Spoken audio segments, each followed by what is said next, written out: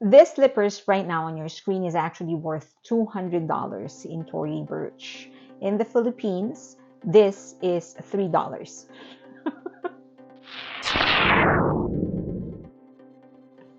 We call this the bakyat. This is our traditional footwear, and it has a very, very interesting history. So it was brought to the Philippines by the Japanese. So prior to the arrival of Spain in the Philippines to colonize us for more than 300 years, Japan was already there. There were Japanese settlers in our country, and we were already trading with Japan. And so they brought the slippers, the bakya in the Philippines. Now, Japan actually used different types of slippers. One is the straw slippers, they call the zori. So during the summer, because the ground is dry, then they can freely use the zori because it's just rubber, so they don't, it's okay basically. Now during the wet season or during the summer, during the winter, they needed something that's elevated to keep their feet from getting wet, and so they have the clogs or the gera, the wooden clogs or the gera. Now because the Philippines, there were very few paved roads. That's number one. Very dusty, and it rains a lot even during the summer, or weather is kind of unpredictable. It would just rain out of the blue. So we needed something that's constantly elevated, and so that's why we adapted the gera. But we were the gera, the wooden clogs, not what we call it now. We call it the bakya. But we also use the straw slippers. Now the straw slippers, we now call them the chinelas, which is based on a Spanish word.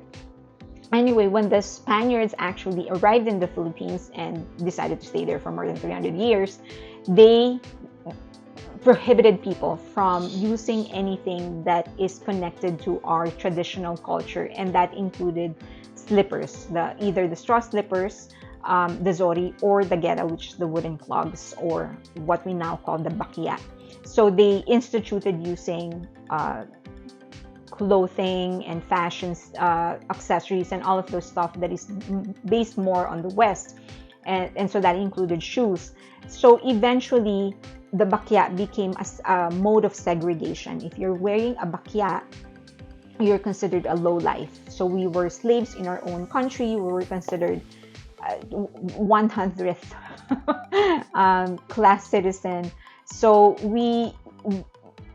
when you're wearing a bakya, you're low class, you're poor, you're a Filipino. At that time, we were called Indios. We were Indios. So it became a way for them to segregate the Filipinos from Spaniards. Now, when eventually the Spaniards were actually booted out of the Philippines. Now, when Imperial Japan started expanding their territory and they were planning on colonizing different Asian countries, they also turned the different Asian countries into a production house. They basically produced different raw materials that their military needed. One of those would be rubber. They used it for, I don't know what they used it for, but it was used for military. Now, when Allied forces actually beat Japan, they were left with all of these raw materials. They didn't know what to do with it. And so their ingenuity kicked in. They needed something. They needed to make something out of the raw materials that they had, one of which is the rubber. And so they thought about it and said, let's create rubber slippers.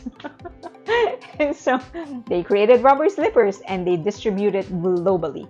So in no time, the whole world was flooded with rubber slippers coming from Japan. Now, as you know, the clogs or the wooden clogs or the bakya produces like a clanking sound against the pavement. The FlipFlop would the slippers, the rubber slippers, would actually produce like a flip-flop kind of sound, and that's where the FlipFlop name came from. But initially, it was just called the gera or rubber slippers. Now, if you actually look at the design and the construction of the flip-flop or the rubber slippers, it actually resonates the Japanese culture. It's very minimalist, very streamlined in its design.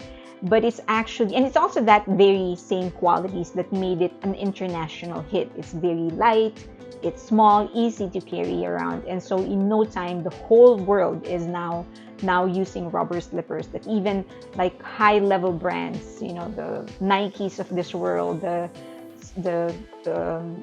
Celine's of this world, the Louis Vuitton of, they have their own version of the flip-flop. And it all started because of the ingenuity of the Japanese. They had a material, they didn't know what to do with it, so they decided to create something out of it. So yeah, we started with the Philippine bakya, the wooden clogs, and ended with the Japanese flip-flops, which is now an international footwear staple.